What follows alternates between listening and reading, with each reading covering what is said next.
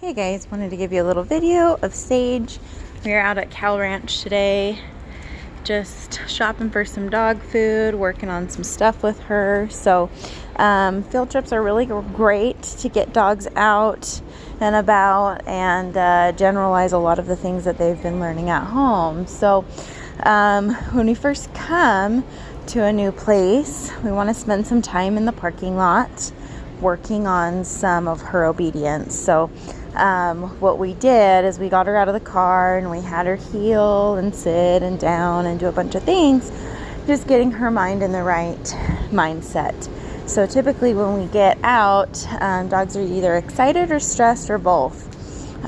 So we've seen both with both dogs, excited and stressed. And so we want to make sure that we are setting her up for success and having her do obedience before even going into public. So we set that mindset and it's something that's familiar. So with Sage, she gets very stimulated by a lot of things, just being a border collie.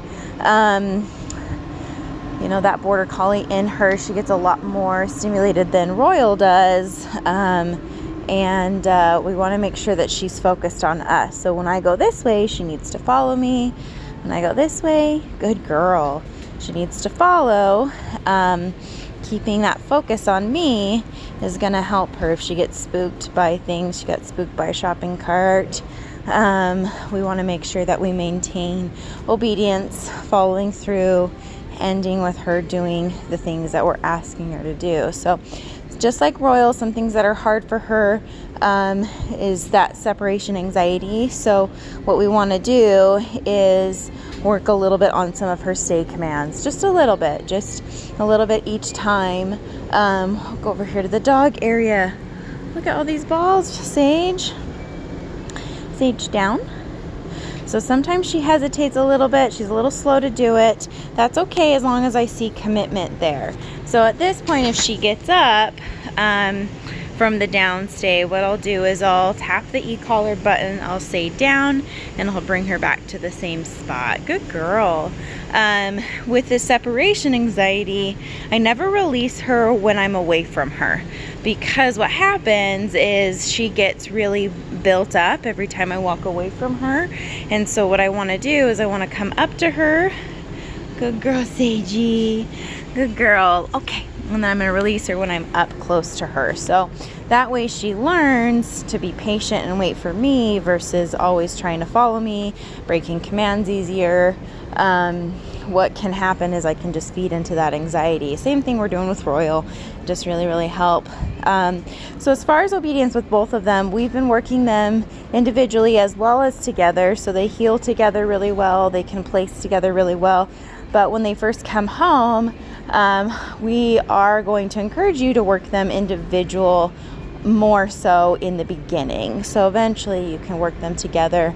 But in the beginning, I want it to be pretty individualized, just so that you guys start to learn the style of training, how to use the e-collar, how each dog works, because they're both very different. And we want to make sure that they're not codependent on one another. So Sage tends to be codependent on us, where something will happen, Sage, and she wants to follow us and kind of hide behind our legs. Royal wants to be codependent on her. I don't know if you guys see that at home. It could be different in a new location, could be opposite at home. I'm not sure, but Royal tends to cling to her, and we want to make sure that he's able to do obedience around her, not around her, and just has a healthier mindset all around. So we're going to do another down over here. Good job, Sage, with all the boots. Look, you could be a farm dog. Sage, down. Good girl. So I see commitment, no need to correct. Now I'm going to really test her here. I'm going to go pretty far.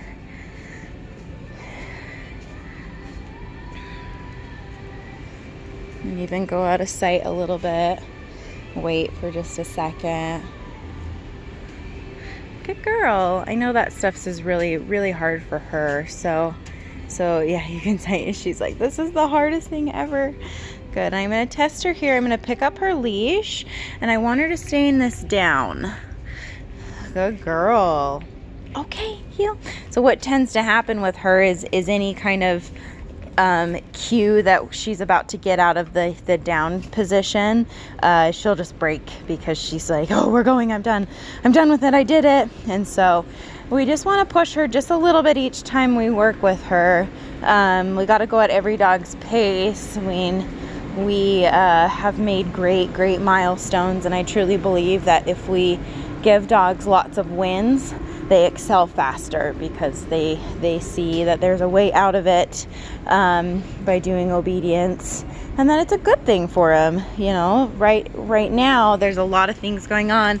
It's not super busy today with people. There is a few people in the store, but just having her learn to cope with stress by doing obedience with all the stimulating things is gonna have her not be so flighty as well as bitey. So you know, she's very sheepish, she's quick to run away, but I know you guys have seen her aggressive side as well, so we want to make sure that we are working towards a much healthier mindset through stressful and exciting, stimulating environments. So good job, Sage, she's rocking it.